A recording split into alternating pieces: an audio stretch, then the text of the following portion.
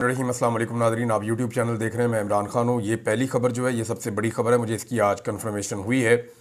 और ये वो लोग हैं जो ज़्यादा अपनी खबरों के हवाले से मशहूरी नहीं करते और चीज़ें नहीं बताते कि एक्चुअली इन्होंने क्या रोल प्ले किया है।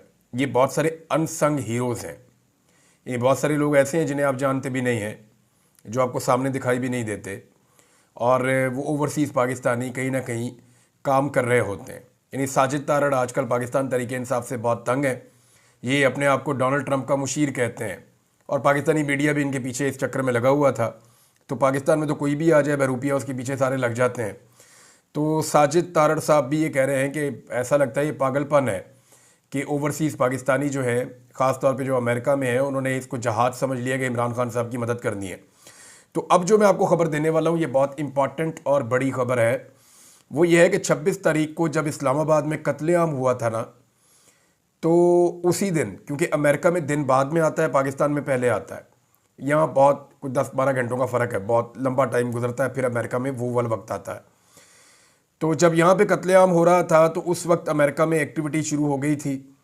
और पाकिस्तान में जो कुछ भी डी चौक में हुआ 26 तारीख को, जब अमेरिका में वो वक्त आया 26 तारीख का, उसके बाद तो अमेरिका के अंदर पाकिस्तानी अमेरिकन उसी रोज़ हंगामी तौर पर रिपब्लिकन्स, जो पार्टी अब इलेक्शन जीती है डोनाल्ड ट्रंप की पार्टी, उनकी जो एस्टेब्लिशमेंट है उसके साथ मिले और तफसीली मुलाकात में उन्हें सारी सूरत हाल से आगाह किया था। उसके बाद अगले 48 से 72 घंटों में जो पाकिस्तानी ओवरसीज़ वहाँ पे मौजूद हैं, पाकिस्तानी अमेरिकन, उनके साथ रिचर्ड ग्रेनल की भी मुलाकातें हुई, वो भी अंगेज हो गया और वो अब तक पूरी तरह से मुतहर्रिक है। और मैं क्योंकि अब यहाँ तक पहुँचा हूँ और मेरी लोगों से बातचीत हुई है और उन्होंने कंफर्म किया है कि जी हमारी जो 26 नवंबर को यहाँ पे जो कुछ भी पाकिस्तान में हुआ था, हमने रियल टाइम में सारी इन्फॉर्मेशन अमेरिका की जो आने वाली इंतज़ामिया है, हुकूमत है, उनको हमने सब कुछ बता दिया था। रिचर्ड ग्रेनल उन्हीं दिनों में एक्टिवेट हुआ था। अब मैं आपको जो खबर दे रहा हूँ ये बड़ी खबर है और इसकी कंफर्मेशन है, और हुकूमत के लिए परेशान होने की बात इसलिए है कि रिचर्ड ग्रेनल ने अब तक जो कुछ भी किया है या जो कुछ भी कहा है वो इनफरादी हैसियत में नहीं किया। उनके कहने का अंदाज अपना हो सकता है, लेकिन जो कुछ भी रिचर्ड कर रहे हैं ये वो इनफरादी हैसियत में नहीं कर रहे। मैं सिर्फ आपको यहां पे ये बता देता हूं कि जो कोई भी इसे एक इनफरादी या एक आदमी का फेल समझने की गलती कर रहा है, वो बिल्कुल वैसे ही कर रहा है जैसे बाज़ औक़ात कबूतर बिल्ली को देखकर आंखें बंद कर लेते हैं ना कि अब मैं बिल्ली को नज़र नहीं आऊँगा, वो मुझे खाएगी कैसे, और बिल्ली उसे खा जाती है। तो ये वही मामला है कि रिचर्ड ग्रेनल अकेला नहीं है, ना ये उसकी अकेले की पॉलिसी है, बल्कि ये मामला रिपब्लिकन की जो एस्टेब्लिशमेंट है उनके सामने रखा गया था और उन्होंने उसूली तौर पे पाकिस्तानियों के साथ खड़े होने का फैसला किया था। स्पेशली ये जो इंसानी हकूक़ की खिलाफ वर्जियों के मामला हो रहे हैं पाकिस्तान में, इस हवाले से अब इस पे जो है वो हुकूमत बहुत परेशान है, और इतनी परेशान है कि उन्होंने एक नया बयानिया बनाना शुरू कर दिया है। इस बयानिए को मैं वन लाइनर में आपको अगर समझाऊं तो वो ये है कि जब भी पाकिस्तान के ऊपर बाहर से इंसानी हकूक़ की खिलाफ वर्जियों के हवाले से कोई दबाव आएगा तो पाकिस्तानी हुकूमत उसको करार देगी पाकिस्तान के एटमी असासों पर हमला। मिसाल के तौर पे मुझे गायब कर दिया गया, किसी और सहाफ़ी को खुदा न खास्ता गायब कर दिया गया, किसी शख्स के ऊपर झूठा मुकदमा बना दिया गया, लोगों को गोलियां खुदा न खास्ता मार दी गई, या कोई भी जुल्म और जबर पाकिस्तान में पाकिस्तान की मौजूदा हुकूमत जब भी करेगी तो बाहर से दुनिया से जब भी उसके खिलाफ आवाज़ उठाई जाएगी तो पाकिस्तानी हुकूमत अब ये करेगी, देखिए जी हमारे एटमी असासे खतरे में पड़ गए, देखिए जी हमारी कौमी सलामती खतरे में पड़ गई। इन्होंने अब एक नया फार्मूला अपनाया है जो पाकिस्तान की एस्टेब्लिशमेंट वो ये नहीं कर रही, क्योंकि अमेरिका के खिलाफ पाकिस्तान की एस्टेब्लिशमेंट, मैंने आपको बताया, कभी नहीं जाती। वो कभी भी अमेरिका के खिलाफ पाकिस्तान की मिलिट्री एस्टेब्लिशमेंट स्पेशली कभी नहीं जाएगी। हाँ, पाकिस्तान की जो सियासी हुकूमत है वो अब ये करेगी कि जब भी कोई इंसानी हकूक़ की बात करेगा, जब भी कोई जबर फस्तायत जुल्म की बात करेगा, जब भी कोई जबरी गुमशुदगियों की और बाकी चीज़ों की बात करेगा, तो इसको फौरी तौर पे जो पाकिस्तान की हुकूमत है वो कौमी सलामती का मसला बनाएगी। देखें, पाकिस्तान की कौमी सलामती का मसला बैरूनी मुदाखलत हो रही है। इंसानी हकूक़ का मामला जो होता है वो कभी भी किसी मुल्क का अंदरूनी मामला नहीं होता, वो एक आलमी मसला होता है, एक आलमी अलमिया होता है, और उसके खिलाफ कोई भी आवाज़ पूरी दुनिया में उठा सकता है।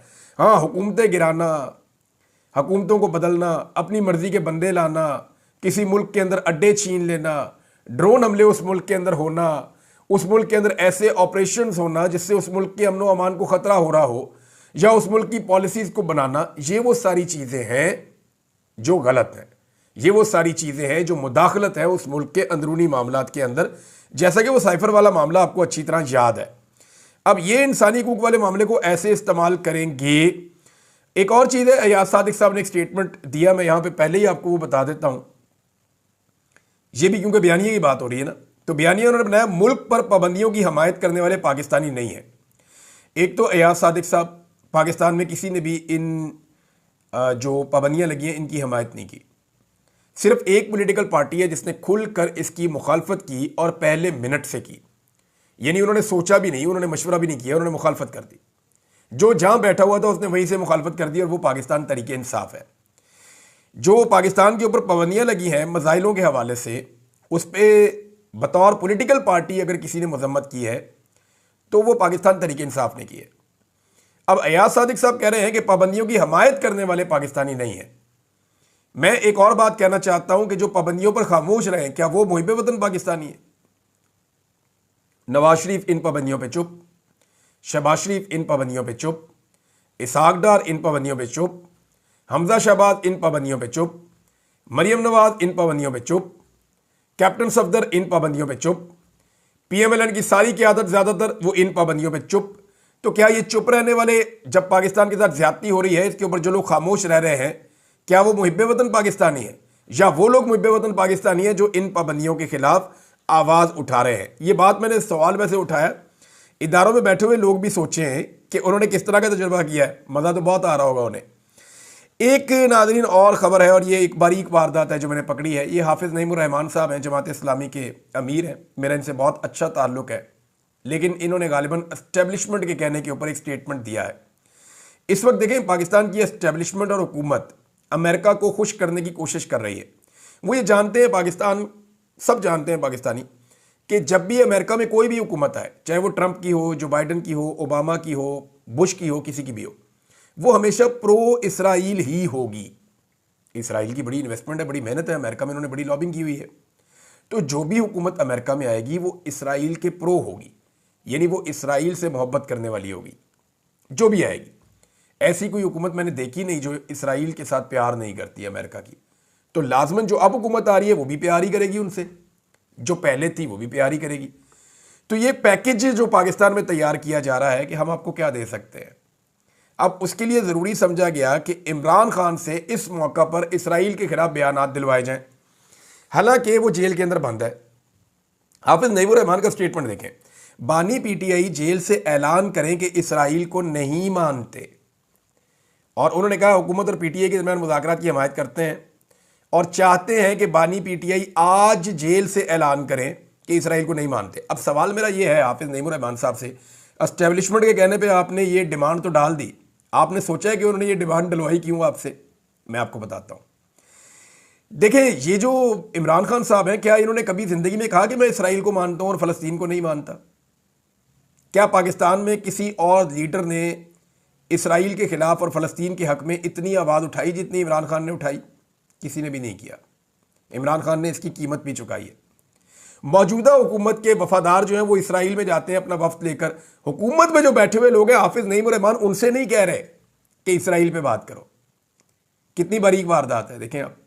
जो हुकूमत के अंदर जमातें बैठी हुई है, हुकूमत के अंदर जो लोग बैठे हुए हैं, जो जाते हैं इसराइल के अंदर, उनके वफादार लोग इसराइल के अंदर अपना वफ्द लेकर भी जाते हैं, उनको हाफिज़ नईमुर रहमान नहीं कह रहे कि तुम कहो कि तुम इसराइल को नहीं मानते। वो जो आदमी जेल में बैठा हुआ है, जो बार बार ये बात करता रहा है, उसको कह रहे हैं कि नहीं तू कह। वजह क्या है? हाफिज़ नईमुर रहमान साहब हक के साथ तो खड़े ही नहीं हुए। जब जब इसराइल के लिए, जब जब फ़लस्तीनियों के लिए मुजाहरा हुआ इस्लामाबाद में, और जो जुल्म और जबर हुआ मुश्ताक अहमद साहब के ऊपर, वहाँ कहाँ थे हाफिज़ नईमुर रहमान साहब? उन्होंने तो साथ नहीं दिया उनका, उन्होंने तो अपनी सियासत की। तो अब ये बारीक वारदात इसलिए डलवाई जा रही है कि पाकिस्तान का मौजूदा रजीम अमेरिका को ये कायल करना चाहता है, जी हम आपके लिए कर गुजरेंगे जो आप कहेंगे। ये इमरान खान नहीं करेगा, ये बात याद रखें। तो इस तरह की बारीक वारदातें डाल रहे, और इमरान खान वैसे भी नहीं करेगा, इमरान खान वैसे भी नहीं करेगा, ये सारी दुनिया जानती है। लेकिन इस वक्त ये एक बारीक वारदात है, मैंने आपको बता दी है, जो डाली गई है और डलवाई गई है हाफिज़ नईमुर रहमान साहब से कि जेल में बैठे हुए आदमी से गारंटियां मांगो जो हुकूमत में बैठे हुए हैं उनसे किसी किस्म की कोई गारंटी मांगने की ज़रूरत नहीं है। नाज़रीन, एक शादी चल रही है और नवाज शरीफ के पोते की, और शहबाज शरीफ के भी पोते ही लगे। मैंने उनकी तस्वीरें देखी हैं, सबके मुंह ही उतरे हुए हैं। यानी आप नवाज शरीफ का मुंह देख लें, शहबाज शरीफ का मुंह देख लें, पोते की शादी, खुश हो जाओ। लेकिन हुआ ये है कि ये बेचारे बहुत बदमज़ा हो गए। इन्होंने अपनी सारी मकबूलियत को अपने हाथों से आग लगा दी। अब लोग इनसे प्यार ही नहीं करते। यानी अपनी शादी और ऐसे त्यौहार होते हैं जिनमें सब लोग खुश होते हैं, लेकिन अगर आप नवाज शरीफ की तस्वीरें निकाल कर देखें तो हालत ये हो गई है उनकी कि वो, उनके चेहरे पे खुशी नज़र ही नहीं आ रही। शादी के अंदर भी वो गवाची गां की तरह उदास उदास फिर रहे हैं। वजह क्या है? वजह यह है कि अब इन्होंने अपनी पार्टी की वो हालत कर दी है कि ये एस्टेब्लिशमेंट की मदद के बगैर अपने काउंसलर्स को भी इलेक्शन नहीं जितवा सकते। ऐसा बेड़ा गर्क किया मियां नवाज शरीफ साहब ने और उनकी बेटी ने अपनी पॉलिटिकल पार्टी का। और ये क्योंकि घर की पार्टी है तो उन्हें लगता है कि हमारी पार्टी, हम जो मर्जी करें। बाकी जो बेचारे पार्टी के अंदर खून दे दे के, जाने मार मार के, डंडे खा खा के, जिन लोगों ने बड़ी जद्दोजहद की है, जो लोग थक गए पार्टी का साथ दे दे के, उनका कोई स्टेक नहीं है। एक घर की जो है पॉलिटिकल पार्टी है। राणा सनाउल्लाह साहब ने एक मुतालबा और एक ख्वाहिश का इजहार किया कि नवाज, जरदारी और इमरान खान साथ बैठ जाएं तो 70 साल के मसाइल 70 दिनों में हल हो जाएंगे। ये बात बिल्कुल ठीक है। अगर ये तीनों लोग बैठ जाएं और बाकी लोग भी बैठ जाएं और वो ये फैसला कर लें, फजलुर रहमान को भी ले लें, सारी पॉलिटिकल क़यादत बैठ जाए, जितने भी बुरे हैं भाई, सियासतदान तो है ना, आवाम का वोट तो मिलता है ना। चले किसी को 10 वोट भी मिलते हैं, क्योंकि 10 बंदे तो उसके पीछे खड़े हैं ना। ऐसा तो नहीं है कि बंद कमरे के अंदर फैसला किया और पेल दिया पकड़ के, ये तो नहीं है ना। सियासतदान है तो बैठे और बैठ के फैसला करेंगे भी हम आज के बाद एस्टेब्लिशमेंट का सियासत के अंदर से किरदार जीरो कर रहे हैं। आज के बाद फौज का हमने सियासत में किरदार होने ही नहीं देना। इस बात को पूरी तरह से अगर ये लोग क्लियर कर देते हैं तो ये पाकिस्तान की बहुत बड़ी फतह होगी। लेकिन ये सारे इकट्ठे होंगे कैसे? देखिए ना, इस वक्त इनके पास चोरी का माल है, जरदारी साहब के पास भी और नवाज शरीफ साहब के पास भी। अगर ये इमरान खान साहब के साथ बैठना चाहते हैं, जो इनकी बहुत पुरानी और बड़ी ख्वाहिश है कि किसी तरह ये इमरान खान के साथ बैठ के उनके साथ बात करके अपनी इज्जत को बढ़ाएं, क्योंकि इस वक्त इमरान खान की पब्लिक में बहुत इज्जत है, अल्लाह रब्बुल इज्जत ने दी हुई है और ये टके टोकरी हुए हैं। तो अगर ये इमरान खान के साथ बैठना चाहते हैं तो इन्हें कम से कम वो चोरी का माल लौटा देना चाहिए फौरन। यानी जो जाली मैंडेट लिया हुआ है इसको छोड़ दें। शहबाज शरीफ से कहें जी असम्बलियां तहलील कर दें। मरियम नवाज से कहें जी ये जाली हुकूमत छोड़ दो। जरदारी साहब अपना सदारत का जो जाली होता है, उनको जाली सीटों के साथ मिला हुआ वो छोड़ दें। तो ये जाली हुकूमतें खत्म करने के बाद इमरान खान के साथ जाकर बैठ जाए और बैठकर इलेक्शन कमीशन की तश्कीलें नौ कर दें। 70 दिन क्या 70 घंटे क्या, ये तो 70 मिनट का काम है। चीज़ें तो सबको पता करनी क्या है। इलेक्शन कमीशन की तश्कीलें नौ कर दें, उसको बेहतर कर दें फौरी तौर पे सारे मिलकर। जो बाकी चीज़ें ठीक करनी है उन सबको ठीक कर दें। पाकिस्तान में नए फ्री एंड फेयर इलेक्शंस का ऐलान कर दें। एस्टेब्लिशमेंट को सियासत से धक्का देके हमेशा के लिए बाहर निकाल दें। आइन को उसकी असली हालत में बहाल कर दें। पाकिस्तान में रूल ऑफ लॉ को इम्प्लीमेंट कर दें। पाकिस्तान के अंदर एहतसाब का एक बेहतर निज़ाम बना दें ताकि आइंदा जो भी गलत करेगा वो पकड़ा जाएगा। मईशत की एक पॉलिसी बना दें कि जनाब इसके ऊपर सारे चलेंगे और इसके ऊपर सियासत कोई नहीं करेगा। और जो भी एस्टेब्लिशमेंट के साथ मिलकर सियासत करेगा या एस्टेब्लिशमेंट सियासत में कूदेगी तो सारे रल के उसका मुकाबला करेंगे। अगर ये सारा कुछ हो जाए तो ये बड़ी अच्छी बात है। लेकिन उससे पहले मुझे ज़ाती तौर पे ऐसा लगता है कि जो मैंडेट है ना चोरी वाला, इसको छोड़ देना चाहिए। नाज़रीन, इस वक्त सूरत ऐसी है कि वज़ीर इत्तलाआत से ज़्यादा किसी ने अपने आप को एस्टेब्लिशमेंट का गुलाम नहीं बनाया। यानी जो अगर वज़रा के अंदर अगर आप जूते पॉलिश का मुकाबला देखें तो सबसे बेहतरीन ज़बरदस्त इंफॉर्मेशन मिनिस्टर ने किए हैं, क्योंकि 3 बड़े एलिगेशंस DGISPR ने लगाए थे अपनी प्रेस कॉन्फ्रेंस में, जिनके ऊपर बड़ा रोला पड़ा था। नंबर 1, DGISPR ने खैबर पख्तूनख्वा हुकूमत की गवर्नेंस के ऊपर आवाज़ उठाई थी। नंबर 2, जो गोलियां चलाई गई वो मुजाहिरीन पे डाल दिया कि उन्होंने चलाई थी। नंबर 3, उन्होंने कहा जी तहरीक-ए-तालिबान पाकिस्तान को पाकिस्तान के अंदर इमरान खान साहब जिद करके लेकर आए थे और उनकी वजह से जो दहशतगर्दी हो रही है वो हो रही है, उन्होंने ये कहा। अब इनमें से देखें 2 मामला तो बड़े खुल गए। ये जो TTP वाला मामला ये तो ऐसा खुल गया कि इसके ऊपर पहले जरा रुके ना, जरा TTP वाले मामले में ख्वाजा आसिफ का एक ट्वीट है, वो आपको इसके फौरन बाद को मैं बताता हूँ। वो खुल गया। उसके बाद जो दूसरा मामला था गोलियां चलाने वाला, सारे सबूत लोग सामने लाकर उन्होंने रख दिए और दूध का दूध और पानी का पानी कर दिया। अब गवर्नेंस खैबर पख्तूनख्वा का मामला, उसके ऊपर वाइट पेपर जारी कर दिया अता तारड़ ने। अता तारड़ ने वाइट पेपर जारी किया। मेरे ख्याल में, मुझे सुनने की आपको ज़रूरत नहीं, अब तारिक मतीन साहब का वीलॉग निकालें, उन्होंने पूरा का पूरा पोस्टमार्टम ही कर दिया है। मैंने वो सुना है, उन्होंने कमाल रिसर्च करके उड़ा के रख दिया है सारा का सारा वाइट पेपर जो अता तारड़ लेकर आए थे। लेकिन इस वक्त अगर बदतरीन कारकर्दगी कहीं पे है पाकिस्तान में, तो वो फेडरल गवर्नमेंट की और पंजाब हुकूमत की है, जिन्होंने मिसालें कायम कर दी है। इवन कश्मीर के अंदर भी जो वज़ीर आज़म लाए, वो एक तोहफा, जिसको ख्वाजा साद रफीक ने कहा था कि ये क्या तोहफा ला के बैठा दिया, वो ठीक कह रहे थे बेचारे, तो उसने भी जो तबाही फेरी हुई है। तो अगर पाकिस्तान तहरीक इंसाफ वाइट पेपर खुद नहीं ला सकती उनके खिलाफ, तो ये तो नकम्मा पानी है ना। तहरीक इंसाफ इस वक्त वो पॉपुलैरिटी इंजॉय कर रही है जो इमरान खान की वजह से पार्टी को मिल रही है, तो वो कहते हैं हाथ पे हाथ रख के बैठो, काम ही नहीं करना। अब ये रिस्पॉन्सिबिलिटी जो पंजाब के अंदर जो अपोजिशन है पीटीआई की, उनकी है कि वो वक्तन फवक्तन इनको ना सिर्फ बेनकाब करें, बल्कि पूरा एक वाइट पेपर जारी करें साल के इख्तिताम पे कि जनाब ये बेड़ा गर्क इन्होंने इस मुल्क का कर दिया और इस सूबे का इन्होंने क्या हाल कर दिया। यानी हर चीज़ में इन्होंने इमरान खान की नकल करनी है। अब वो कट्टे बच्चे इमरान खान साहब का, आपको याद है ना, एक प्रोग्राम था जिसका मरियम नवाज बहुत और मरियम औरंगजेब और बाकी सारे बहुत मजाक उड़ाते थे कि इमरान खान गाइयाँ वैसे क्यों देता है लोगों को, और ये इसके साथ मईशत क्या ठीक हो जाएगी। तो अब मरियम नवाज ने भी वही प्रोग्राम जो है वो अपना लिया है, और उस प्रोग्राम के जो इश्तिहारात हैं वो छपना शुरू हो गए। मरियम नवाज भी अब गाइयाँ बांटेंगी। इमरान खान साहब का जो विजन है ना, उसकी एक एक चीज़ को ये मिलकर अब आहिस्ता आहिस्ता फॉलो कर रहे हैं।